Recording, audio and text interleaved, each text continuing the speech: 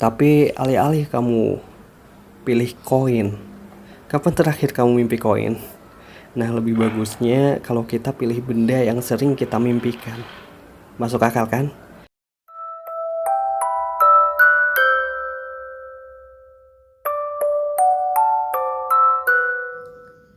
Kalau kamu pernah nonton film Inception, kamu bisa lo bikin totemmu sendiri. Sederhananya, Inception adalah film penanaman ide melalui mimpi. Cobb dan timnya harus melakukannya dengan menjelajah mimpi yang berlapis, bahkan masuk ke mimpi orang lain. Jadi, gimana mereka membedakan mimpi atau bukan? Dengan totem. Totem adalah personal item untuk menentukan seseorang di dalam mimpi atau bukan. Ring a bell? Bener, ini seperti reality check menggunakan benda yang kita bahas dalam video sebelum ini. Totem milik Cobb berupa gasing hitam yang akan terus berputar di dalam mimpi. Sebaliknya, dia akan berhenti berputar di dunia nyata.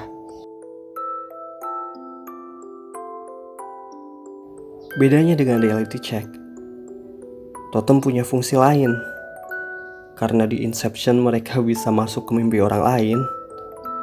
Ini mimpi lucid dreamers untuk multiplayer. Dengan totem, mereka bisa tahu sedang berada di dalam mimpinya atau mimpi orang lain. Itu kenapa totem disebut personal item. Karena pemilik totem yang mengerti betul spesifikasi totemnya sendiri. Misal totem milik Arthur, yaitu dadu merah yang hanya dia saja yang tahu. Feel beratnya kayak gimana. Orang lain gak tahu.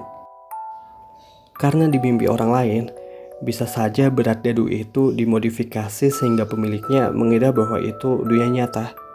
Ini bahaya banget sih. Itu kenapa yang namanya totem harus personal. Di sini kita bahas totem sebagai reality check. Karena kita tahu di dunia nyata nggak bisa multiplayer dalam mimpi. Saat kamu melakukan reality check, apa yang biasa kamu lakukan? Melihat jam. Jam itu totemmu. Melihat tangan. Atau mencubit tangan. Pergelangan tangan itu totemmu. Aku biasa mencubit tangan saat reality check. Sehingga pergelangan tangan kiriku adalah totemku. Terus, kenapa aku menceritakannya? Bukannya tadi totem itu personal. Dan harusnya hanya aku yang tahu kan? Sekali lagi, kita nggak bisa multiplayer di dunia nyata. Nggak ada orang yang bakal memodifikasinya.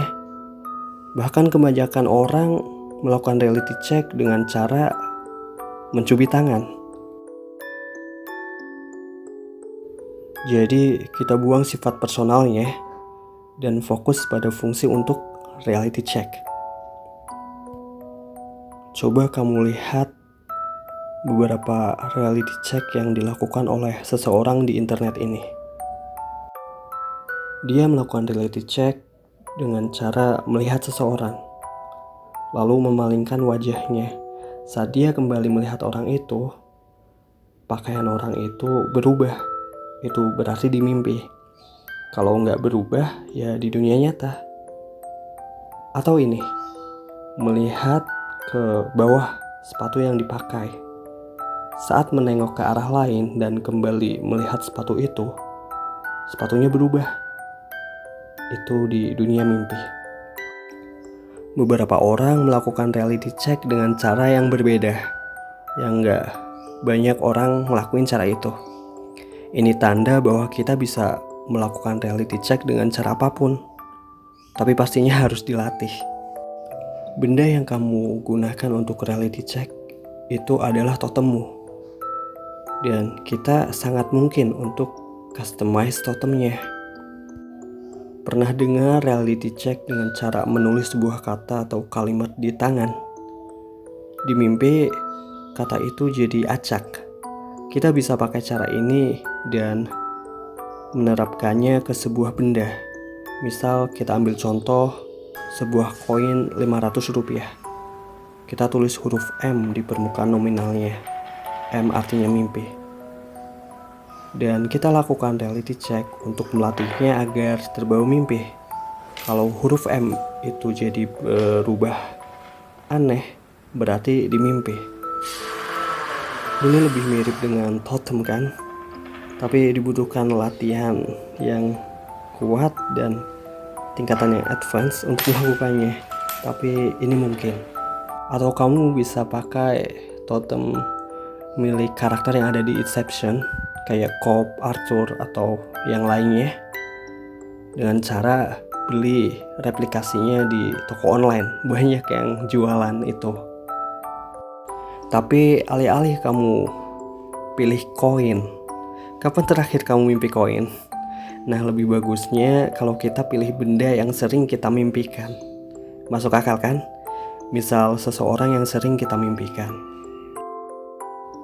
Kalau kamu ada pertanyaan, tanya aja.